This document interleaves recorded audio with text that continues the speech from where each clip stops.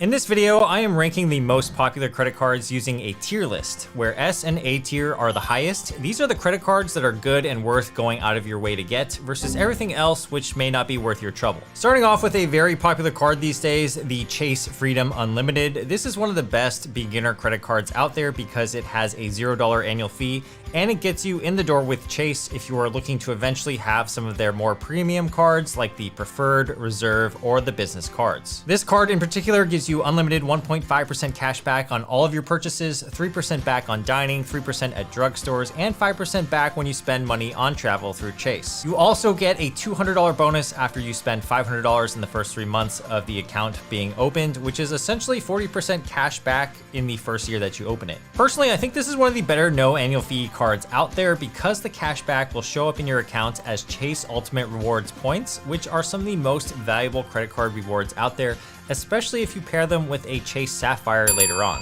I'll put the ChaseFreedom Unlimited solidly in the A tier, which means that it's a really good card to have in your wallet. The next card though isn't so lucky, and that's actually going to be the AppleCard. I'm firmly putting this card in the D tier on my list, which is the lowest tier today, because while the AppleCard does offer you 2% cash back on purchases, you actually have to use Apple Pay in order to get that 2% cash back. Not everybody has or uses Apple Pay, so if you somehow forget to use Apple Pay or use the physical card itself, you will only get 1% back on all of your purchases. In my opinion, the AppleCard has a great user interface and it's super accessible and easy to apply for since you can do it all on your phone, but the cashback rewards are just straight up weak. If you want a straight cashback card, there are many other options that we'll talk about later on in this video, but the AppleCard is one that you can definitely pass on. Not to mention, a huge reason for some of these cards today being excellent really just hinges on their sign-up offer, which the AppleCard, it doesn't even offer one. For these reasons, I think the AppleCard is super overrated, even though the card physically is titanium and metal.